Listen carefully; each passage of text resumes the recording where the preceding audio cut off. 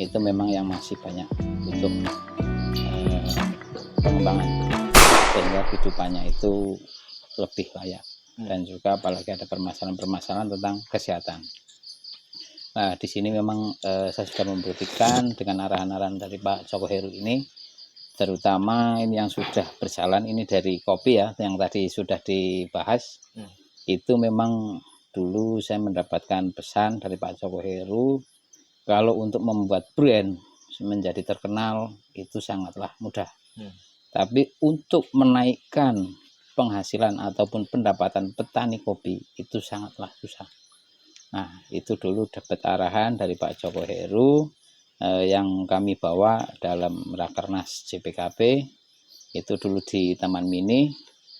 Itu dulu kita memberikan penyampaian kepada Pak Presiden kita, Pak Joko Widodo, itu berbentuk cenderamata yang temanya adalah kopi. Nah, itu memang di situ kita sampaikan, ternyata alhamdulillah dapat perhatian khusus yang tadinya eksportir itu tidak pernah atau mungkin tidak nyampe di petani-petani. Itu sejak pengenalan produk kopi Pekalongan itu akhirnya datang ke daerah. Nah, dengan dari itu alhamdulillah yang tadinya kopi yang dipetik asalan karena orang desa kan yang penting jadi duit. Nah, itu dulu itu hanya kisaran 3.000 sampai 4.500 per kilogramnya, yang tadi disampaikan itu abang hijau kuning seperti rambu-rambu lalu lintas. Itu untuk sekarang sudah mencapai 13.000 bahkan sampai 17.000 rupiah per kilo. Nah, itu satu bentuk perjuangan dari Pak Joko Heru untuk meningkatkan pendapatan dari petani kopi. Nah, di situ memang saya menyadari kalau petani kopi itu perlu diperhatikan. Itu seperti itu. Nah, itu alhamdulillah sampai sekarang ini bapak-bapak ini juga sudah merasakan hasil dari penjualan kopi. Ternyata dengan bertani kopi sekarang bisa mendapatkan pendapatan yang lebih. Itu di situ. Nah, ini kesempatan ini tadi pas kebetulan ada informasi Pak Joko Heru di sini dan mencoba saya melihat di sini ternyata ada jeping ini ya, wakul. Ini juga kalau saya perhatikan ini bisa untuk peningkatan pendapatan masyarakat desa. Apalagi di Dukuh Sidosukmo ini yang jauh dari kota, mungkin penghasilannya hanya dari sekitaran lingkungan sini. Ini harapan saya juga bisa ditingkatkan sehingga nanti bisa meningkatkan pendapatan masyarakat juga. Nah, jadi untuk penanganan sosial atau mungkin bantuan-bantuan itu ternyata lebih bagus seperti ini. Jadi kalau bantuan tunai itu ya kita merasakan hasilnya bagus, tapi akan lebih bagusnya lagi kalau kita mengembangkan dari awal sumber pendapatannya.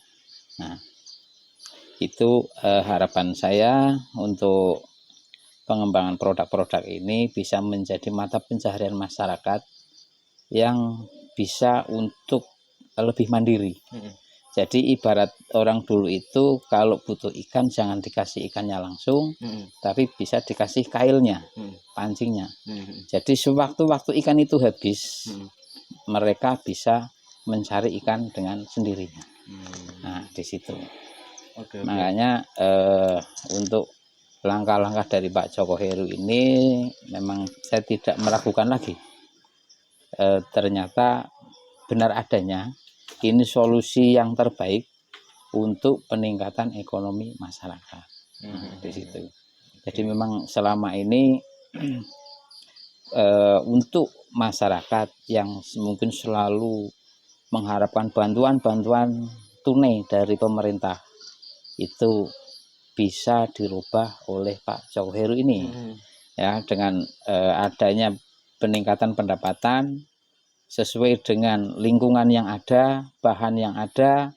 Ini seperti bambu yang mungkin nominal rupiahnya kalau satu batang bambu dijual langsung hanya berapa, begitu diolah menjadi kerajinan tangan seperti ini nilai rupiahnya sangat tinggi sekali dan itu sangat-sangat jauh dari penjualan bambu langsung. Nah, itu harapan saya itu nanti ke depannya dari mungkin pihak-pihak swasta ataupun pemerintah bisa membantu pemasaran produk-produk ini nanti sehingga menambah pendapatan masyarakat. Jadi masyarakat itu tidak selalu bergantung dengan pemerintah, bantuan langsung tunai atau BLT. Nah, dengan ini nanti bisa teratasi. Itu seperti itu. Siap. Oke, selanjutnya mic-nya bisa dilempar ke sebelah sana. Ya, ini saya mau tanya juga ini. Oke. Ini mic ono jadi pasang. Ini dibantu Mas. Pasang klipnya. Tak nyenggol produk kue. Ini juga sesuatu yang harus saya angkat. Ya, mau tanya ini dulu. Biasa Mas aku. Ya. Oke Mas, yang mau kami tanyakan, selama ini didampingi sama Mbah Joko Heru ini udah dapat apa aja? Dapat apa aja ya? Yang pertama pertanyaan ini. Yang kedua, Mbah Joko Heru galak nggak sih kalau ngajarin? Gitu, silakan jawab. Nah, terima kasih Mas. Untuk Pak Joko sendiri tidak sih, orangnya nggak galak-galak banget gitu. Galak dikit aja. Enggak galak ya. Orangnya baik kok Mas ya. Ya. Ada orangnya aja ngomongnya. enggak kalau itu enggak Mas. Itu jujur gitu. Dia sering membedah wawasan-wawasan orang-orang di sini. Ya. Terus ya terima kasih untuk Pak Joko ini, hadirnya Pak Joko di sini itu gimana ya? Bisa membobol air yang bendung nih kok ya Pak. Jadi terima kasih untuk wawasannya itu. Bagi saya itu banyak Mas yang kami dapat dari beliau ini. Dia sering membuka wawasan untuk gimana itu Pak Joko itu. Nah itu orangnya.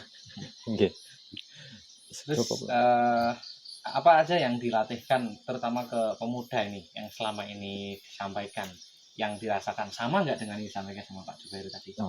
Sama itu Mas.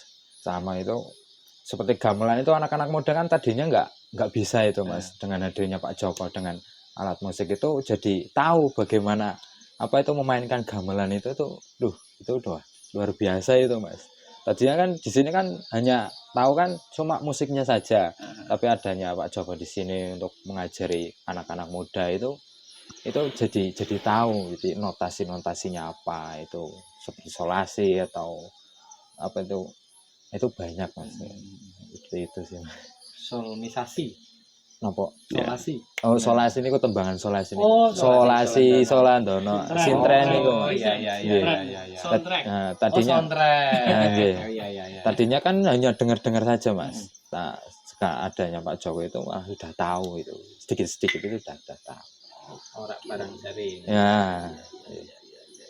Terus punya nggak apa istilahnya pikiran aku pengen membahagiakan Pak Joko atau pengen membalas sesuatu ke Pak Joko atau gimana bentuk rasa terima kasihnya, ada nggak yang selama itu pikiran? Tadi pikiran itu pasti Mas, tapi mau gimana ini berterima kasihnya itu terima kasih itu udah gak cukup ya. Jadi ya nanti ada yang balas itu Gusti Allah gitu Mas. Nggih Mas. Itu banyak nggih. Oke, terima kasih untuk statementnya Mas. Karena kita ini kebetulan bawa mic-nya cuma 2, jadi harus giliran dulu. Oke ya. Selanjutnya saya mau tanya lagi, ngobrol lagi tentang apa yang mau ditambahkan. Oh iya, Pak De Joko, ini kan tentang kearifan alam nih. Ya. Jadi Situ Sukmo ini kan daerah yang dikelilingi oleh hutan gitu. Ya. Nah ini bagaimana ini ikhtiar kita ke depannya, usaha kita ke depannya untuk mempertahankan lingkungan dan juga agar tetap bisa kita sinergi dan memanfaatkan hasil alam tanpa harus kita ditinggalkan alam itu sendiri. Saya miris Mas ketika ada ketergantungan hari ini ya zaman itu membuat setiap orang tergantung pada sebuah zaman. Sepeda motor itu ditawarkan muter itu, bahkan tanpa uang tanpa uang muka mereka. Yang semua itu memicu seseorang harus menghasilkan. Sedangkan masyarakat di sini adalah masyarakat yang hidup tergantung dari alam sendiri. Otomatis kita harus jaga keberlangsungan alam ini tetap terjaga. Kemudian bagaimana mereka juga bisa memanfaatkan alam itu. Ada satu program besar yang pengen saya sampaikan. Saya tidak tahu ini. Semoga ini bisa ditangkap gitu. Hari ini masyarakat Sidosukmo sedikit banyak menggantungkan hidupnya pada hasil hutan. Tetapi di sisi lain saya tidak ingin hutan rusak. Maka saya berharap pada teman yang sering saya sampaikan, monggo nih konco-konco mau memanfaatkan bambu yang ada di hutan, monggo. Cuma tetap diganti dengan tanaman baru. Jadi mereka tidak hanya sekedar tidak sekedar mengambil, tapi berharap ada tanaman yang tetap kita tanam. Nah, saya juga ke depan saya pernah ketemu dengan seorang pakar bambu, Pak Profesor Heru Markiso di Jakarta. Hari ini beliau masih di Yordan, masih mengerjakan proyeknya Sultan siapa kemarin sempat kita telepon ya Mas Rian ya, beliau masih di Yordan ya. Nah, beliau sangat menginspirasi saya bagaimana untuk tetap menjaga alam ini. Nah, kita pernah berembuk bagaimana untuk menjaga. Saya sangat berharap gini. Jadi tanah antara batas hutan dan tanah masyarakatnya ada batas itu. Saya kepingin gini lah. Bisa enggak sih perhutani atau pemerintah ini merelakan tanah batas yang ada antara tanah rakyat dan perhutani untuk bisa kita manfaatkan sebagian tanah, misalnya 5 meter atau 10 meter jarak itu sepanjang batas itu untuk bisa kita tanami bambu. Karena kita sadar bahwa bambu di sini menjadi salah satu potensi yang menghidupi masyarakat. Jadi tanah yang kira-kira 10 meter dari batas tanah rakyat dengan perhutani ini bisa enggak untuk kita kita adakan budidaya untuk ditanami. Dan ini supaya kenapa? Supaya masyarakat sendiri tidak serta-merta masuk ke hutan. Karena hari ini tidak pernah ada solusi, Mas. Ya. Masyarakat sekitar hutan mau tidak mau mereka tergantung hidupnya dari hutan. Apalagi misalnya dari daerah ini. Tidak ada pekerjaan lain selain mereka di hutan. Tetapi hari ini pemerintah sendiri tidak pernah ada solusi untuk membuat regulasi yang jelas tentang hutan ini. Perhutani juga tidak pernah memberikan solusi. Jadi bisa jadi masyarakat yang hari ini mengambil bambu di hutan ini bisa dipersekusi atau bisa dimasukkan. Kalau bahasanya kamu bisa satu dus mencuri. Ini kan ironis itu. Tapi sementara tidak jalan. Nah, saya berharap bisa tidak perhutani atau dengan pemerintah itu memberikan tanah batas itu untuk ditanami bambu sehingga masyarakat tidak harus masuk ke hutan sana, tetapi bisa membudidayakan bambu pada tanah yang tadi untuk diambil tanam kembali. Nah, ini otomatis akan menjaga alam itu tetap seimbang. Termasuk ini. Yang kedua yang sangat miris buat saya adalah begini. Karena zaman ini memicu seorang harus menghasilkan. Nah, jadi karena mungkin karena tagihan motor ini sehingga mau tidak mau harus menghasilkan. Dengan keterbatasan ini tidak bisa apa-apa. Nah, sementara dalam mindset masyarakat sendiri juga sudah, menurut saya sih sudah lanjur kebablasan. Ntar aja kita ambil pupuk lah. Mas petani di seluruh Indonesia gitu. Ini hari ini tergantung pada pupuk. Pupuk apa? Pupuk instan itu. Urea, NPK dan sebagainya itu yang semua produk di sebuah pabrik. Sehingga yang namanya keluhan gitu atau keluhan rakyat itu begini. Kalau produknya murah, pupuknya mahal. Ketika masyarakat butuh pupuknya tidak ada. Dan ini menjadi alasan klasik yang didengungkan bertahun-tahun antara petani dengan masyarakat. Sehingga jatuhnya pemerintah ini menjadi sesuatu yang salah. Kita tidak bisa menyalahkan keduanya, karena keduanya salah. Hari ketergantungan masyarakat akan pupuk instan itu, akan pupuk pabrik itu, ini sangat tinggi. Ini saya kepengen membawa kembali. Ayolah bersama-sama kita kembali ke alam. Bagaimana memanfaatkan alam, termasuk pupuk ini, bagaimana sih masyarakat supaya tidak tergantung pada pupuk instan itu. Hari ini sudah mulai banyak teman-teman menggunakan pupuk kandang. Dan saya sangat berharap sih ada teman-teman produsen yang ada di sana bisa berbagi ilmunya. Atau setidaknya memberikan pengalaman bahwasanya menggunakan pupuk-pupuk olahan alam ini lebih bisa ngirit, tidak tergantung pada produk yang jadi. Dan ini ada butuh waktu panjang. Maka saya berharap seperti teman-teman Mas Han gitu ya, teman-teman petani di sana ini, bagi saya kemarin pernah ngirim sesuatu. Petani ini bagi saya adalah sesuatu yang profesi tempat bergantung manusia dalam hidupnya. Saya pernah mendapat sebuah artikel. Di Cina itu petani, peternak ini mendapat perlakuan khusus dari negara. Dia modal ini diberi pinjaman oleh negara, asuransi dilindungi negara, kemudian tenaga teknis di riset dan negara ikut terlibat di sana. Bahkan mereka memfasilitasi bentuk-bentuk untuk memangkas biaya-biaya yang tinggi sehingga akhirnya petani atau peternak ini benar-benar bisa dijadikan suatu gondelan wong urip gitu. Nah, hari ini ayo kita dorong bareng. Petani ini harus menjadi dirinya sendiri. Petani yang selalu minta bantuan seperti Mas Parto ini harus sedikit demi sedikit kita. Karena hari ini banyak yang namanya petani ketika mereka berkumpul di kelompok, otak mereka minta bantuan pemerintah. Tetapi nanti begitu dibantu, ya wes alatnya ya mbuh gitu, diberi ketika diberi traktor gitu ya perawatannya mbuh gitu. Akhirnya merusak dan itu mubazir. Nah, pikir saya lebih baik bagi saya, ayo kita didik petani Banter bersama, mengawal dia diproses dengan bagaimana memanfaatkan potensi alam dengan pupuk-pupuk organik misalnya ya, dengan obat-obat organik sehingga ini bisa memangkas kos tinggi sehingga mereka lebih bisa tidak tergantung pada. Yang kedua, bagaimana pihak-pihak terkait ini untuk membuka peluang petani dan membuatkan regulasi yang kuat untuk melindungi produk petani. Jadi harga produk-produk petani ini ora kapiran gitu. Kalau beras mungkin bisa bertahan lama. Di sini banyak yang namanya petani yang menggantungkan salah satunya buah.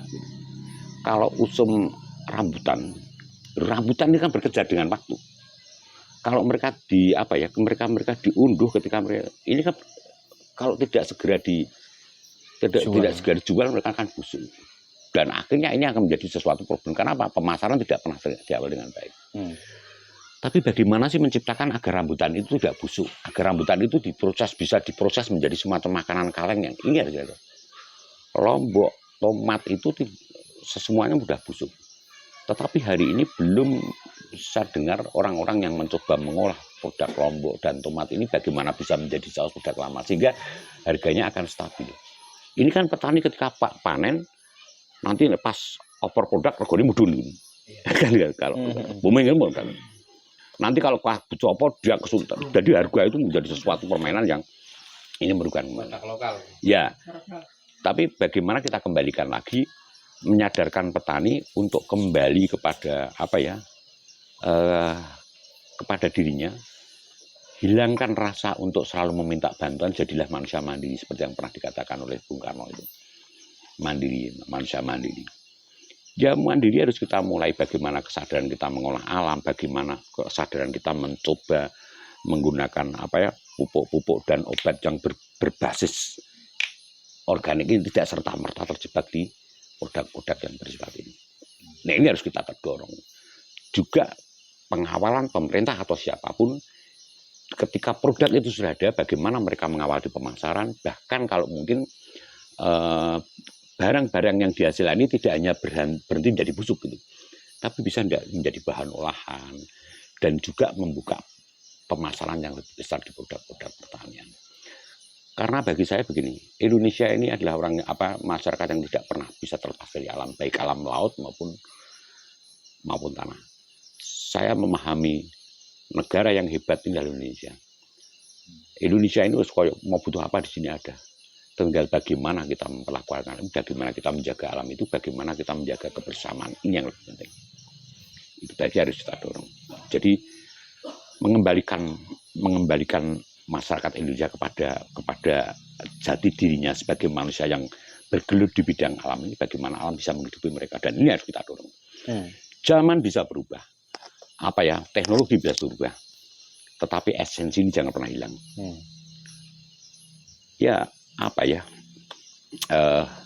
Kamu boleh mengikuti apapun brand, tetapi jangan pernah merupakan dari kearifan lokal yang ada ini, pemikiran yang ada yang dilahirkan nenek moyang kita sebagai bangsa orang cerdas ini tetap kita dorong. Ya taruhnya misalnya dalam produk, bagaimana sih pupuk buatan ini bisa dikemas dengan bagus, bisa diteliti dengan bagus sehingga kandungannya jelas sehingga kita bisa bawakan secara modern. Bagaimana ke kosmetik dengan bahan-bahan alam ini bisa kita bisa kita packaging, sehingga orang lebih percaya pada ini. Dan bagaimana sih kesenian tradisi ini kita bawakan sehingga modern sehingga mereka bisa bertarung dengan seni.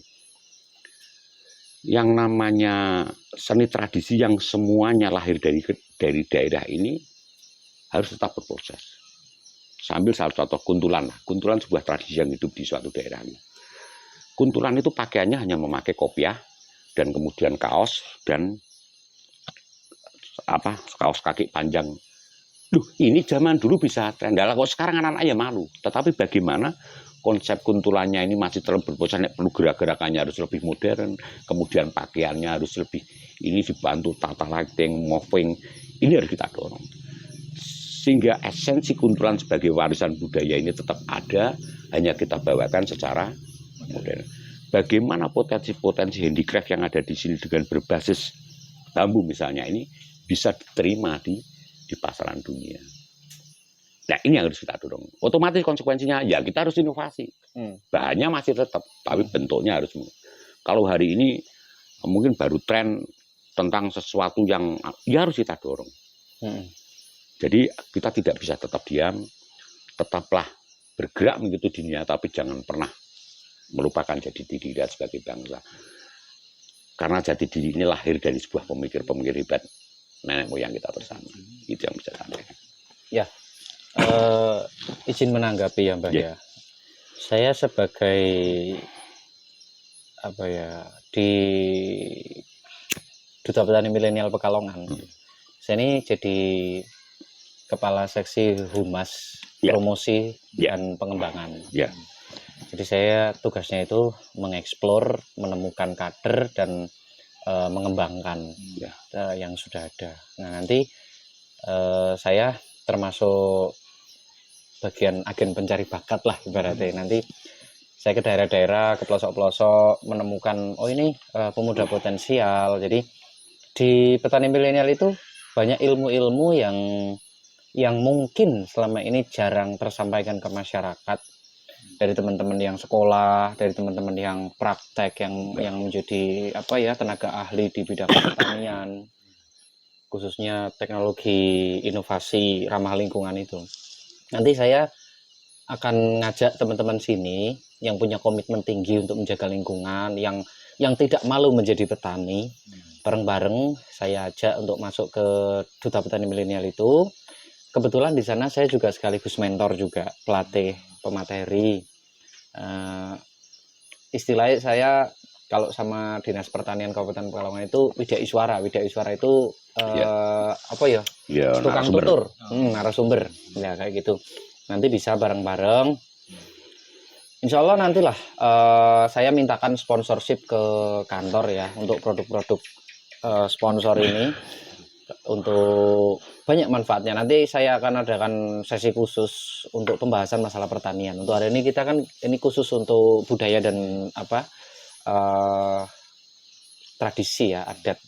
Nanti saya akan angkat topik, kita ada sarasehan sendiri khusus untuk pertanian, dan di situ kita nggak cuma hanya ngobrol, Jadi dari perusahaan itu ngasih bantuan produk, nanti dari saya sebagai pemateri ngasih pengarahan, training, pelatihan, dan langsung praktek di tempat. Juga nek dibarengi umur panjang dan rezeki, saya ingin membantu mendampingi semampu saya. Karena di sini saya lihat sumber daya itu banyak banget. Ini kayak batang-batang ranting apa ini? Godong apa Mbak itu? Itu Kapulaga. Kapulaga itu kan sebenarnya masih bisa dimanfaatkan diolah, tapi ini hanya keler-keler begitu. Itu eman-eman banget sebenarnya. Di sini potensinya banyak. Terus kulit kopi, cangkang kopi, itu kan di sini nggak dimanfaatkan. Artinya hanya sekedar wis ditelehne nggo pupuk ngono tok. Padahal ada teknik pengolahan yang lebih bisa berdaya guna. Manfaatnya akan lebih lagi kalau diolah. Nanti akan saya kasih triknya. Yang penting teman-teman semangat dulu, karena sehebat apapun guru kalau muridnya nggak ada semangat untuk belajar percuma ya Mbak. Makanya nanti kami minta kerjasamanya bukan untuk saya, tapi untuk kita bersama seperti yang disampaikan sama Mbah Joko tadi.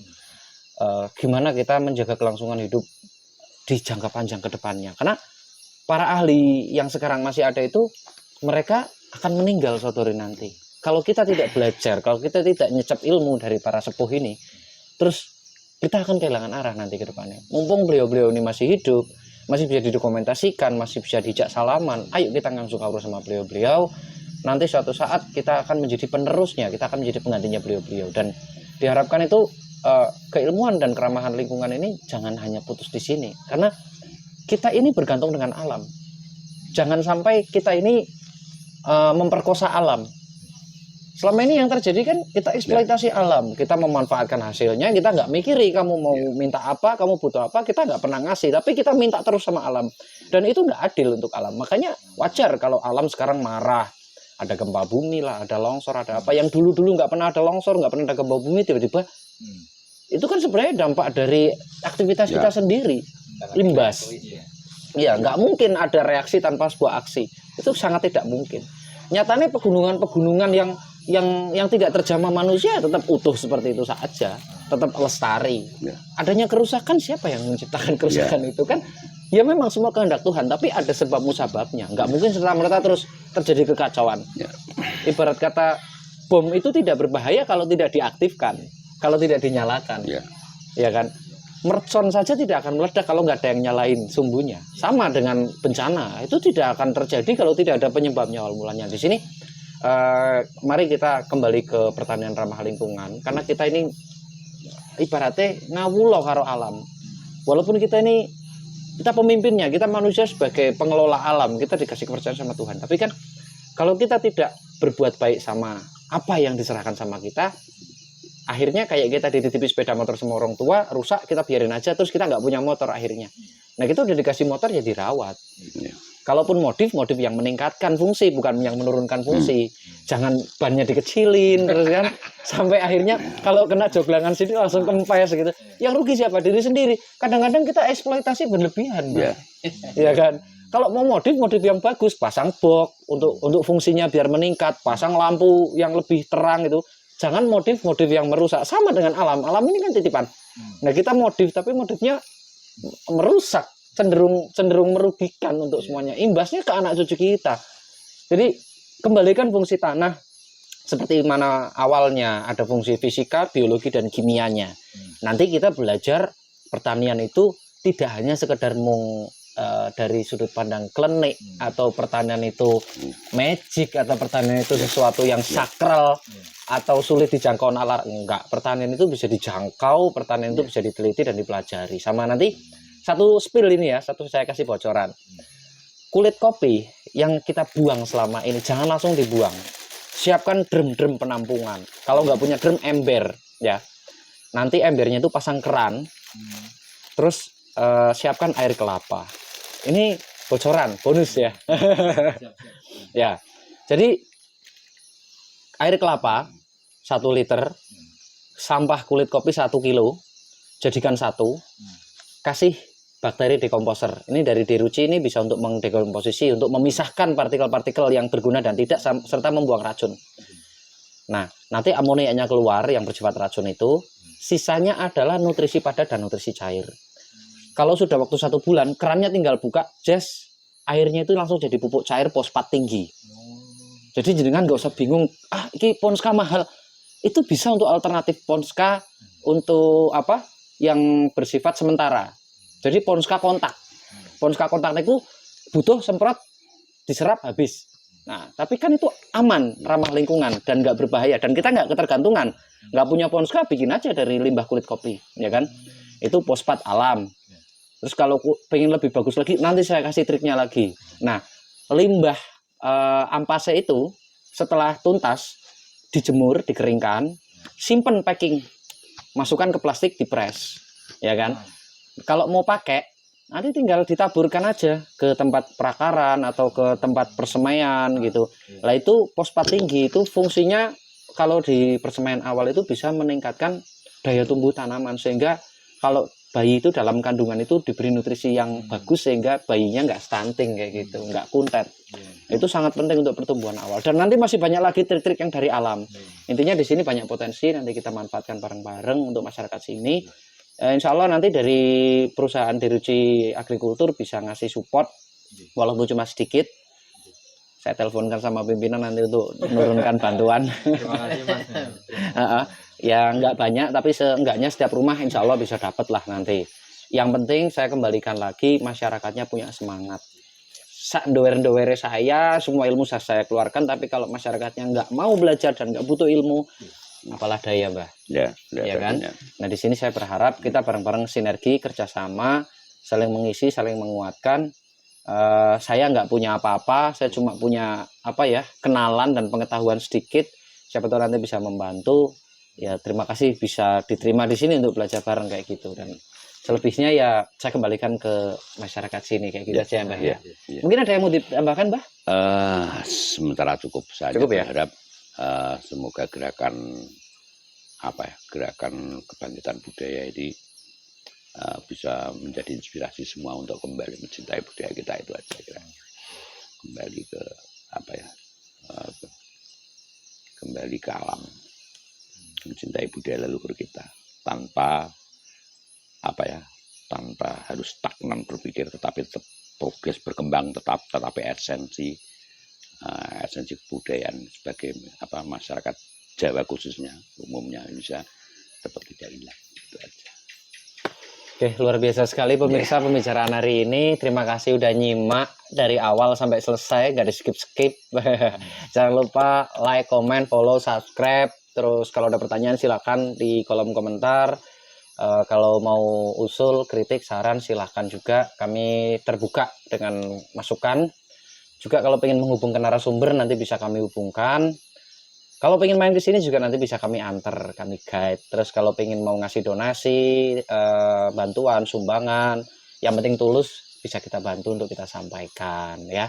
Nanti langsung ke orang-orang yang ada di sini. Nggak usah lewat saya hanya mengantarkan.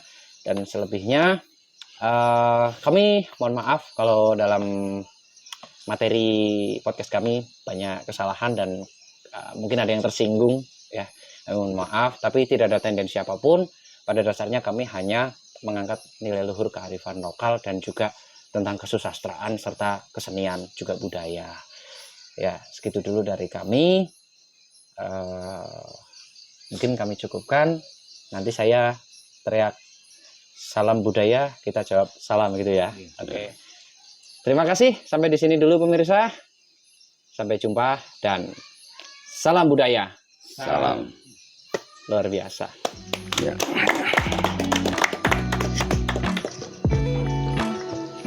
Lu mati.